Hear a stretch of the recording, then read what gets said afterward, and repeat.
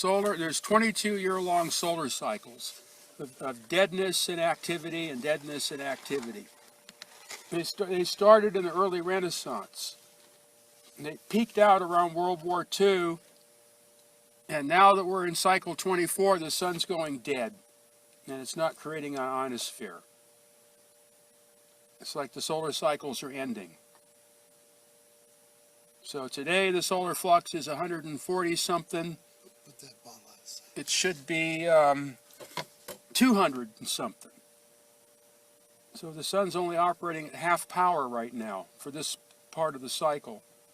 So you don't have the ionosphere that you need in order to communicate to other parts of the world. It's all dissipated. So ham radio is dying. Well, I made it so there was no ham radio available for a year during the minimum of the cycle. Now we're at the maximum, and the maximum is no better than a minimum. So now the question is when it goes into the minimum in the next 7 years, how dead is the sun going to get? The last minimum, it got record dead. The solar flux never dropped below 60, ever. This time it went down to 58. And you couldn't communicate via the ionosphere. So the sun can be reconfiguring for a cold, dead cycle, like in the Dark Ages. There's a popular book written on the subject called Jupiter Effect. It's actually fairly accurate. The Jupiter Effect. Yeah, it was about the total planetary alignment in 1980. And the solar flares that it was predicted to create, according to the RCA theory. And the solar flares happened just like they were predicted. Enough to finally trip off Mount St. Helens. Solar flux went up to over 400. The Earth actually wobbled on its orbit from the coronal mass ejections hitting it. When was this? 1980.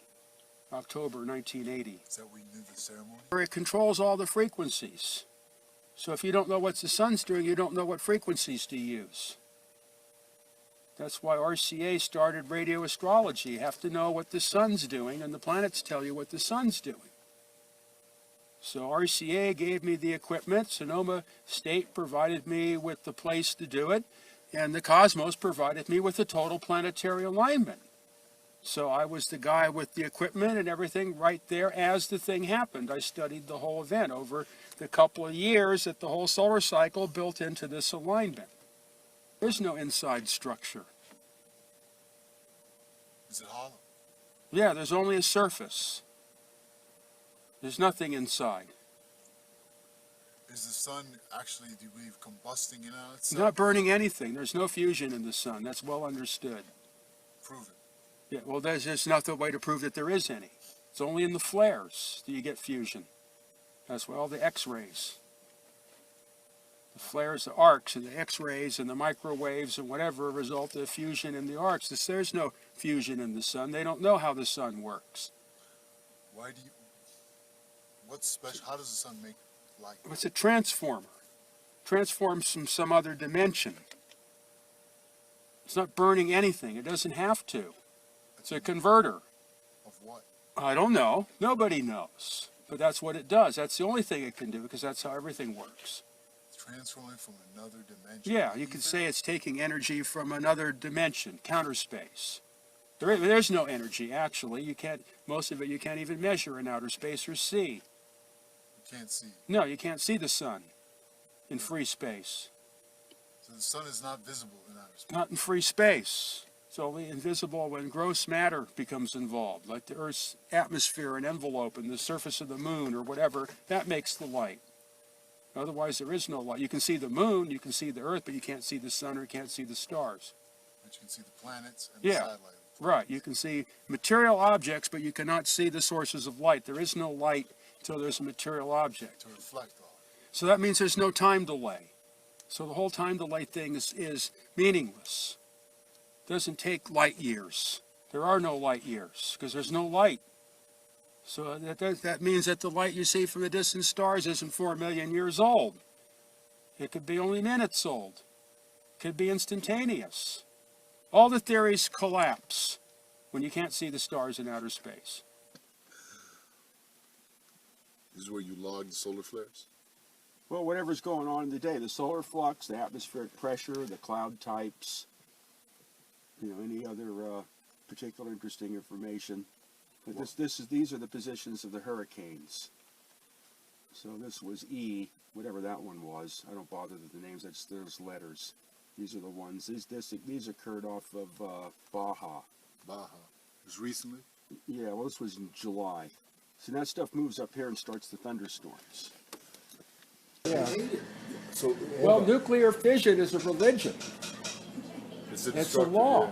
The world must believe. That's all there is.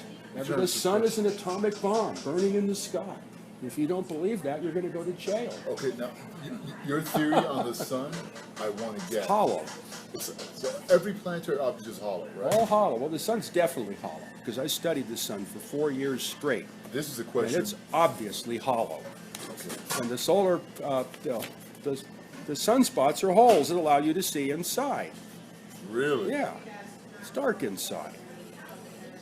The sun is well understood in radio physics and studying the ionosphere and sunspots and all that stuff that the sun does not operate by fusion. They do not know how the sun operates. The fusion only comes out of the arcs because of the current density. That's where the hydrogen fusion occurs, is in the actual arcs between the flares. The sun itself is not a fusion device. So the fusion is only in the effect of the It's a flare. converter. Yeah, the sun is a converter from another dimensionality into this dimensionality, and obviously if you can't see it in outer space, the conversion's not complete until it hits the Earth's atmosphere or other physical object, and then it finally converts to electromagnetic When light. it hits the ozone layer, it does. Well, the something. Earth's envelope. The Earth's envelope. Yeah, its envelope is undefined. Undefined. Yeah, but you have to get in the Wilhelm Reich about that. Like we were talking about how you can't see the stars anymore. Yeah. So the sun, would you say it makes its quote-unquote energy through some electrical etheric process? Yeah, because of its voltage, its So- position. Would you call it some kind of etheric lamp? A lantern? Yeah, of it's some like a kind? giant Tesla lamp. In the Converter. The sun is a converter. Yeah. It's not burning anything. So it's an etheric electrical Yeah, converter. converter. And It's converting from primary force to secondary force. the conversion is complete once it hits the upper atmosphere. Of the Yeah, Earth. then once the emission interacts with physical matter, then it reverts to its reduced form, the waste product, which is heat and light and mechanical activity. But it doesn't start off like that, and its origin is undefined because it comes from what people like to say another dimension, counter space. Sunspots are holes inside. The holes in the hollow sun. There's a photosphere that generates the light, and it's contiguous. It's not contiguous. It's little things that move around. Contiguous. Yeah, it's an arrangement with little glowing spots, and it's dark in between. It's a veil. And that's where the illumination of the sun originates, is in that veil. It doesn't come from the inside. There's no nuclear furnace in the middle. There's none of that shit, and that's understood. When I studied this stuff in Sonoma State, that's understood. But they have to continue this popular image that the sun is a nuclear bomb burning in the sky. Scarcity. Because everything's got to work on destruction. Exactly. Burning Right. something. Yeah. Yeah. Like the caloric theory. That's another. Yeah, big lot of whatever. It has to bullshit. be the laws of thermodynamics. You have to pay. So It you has have to be a no- meter. If you can't put a meter on it, it's not real. Do you have any respect for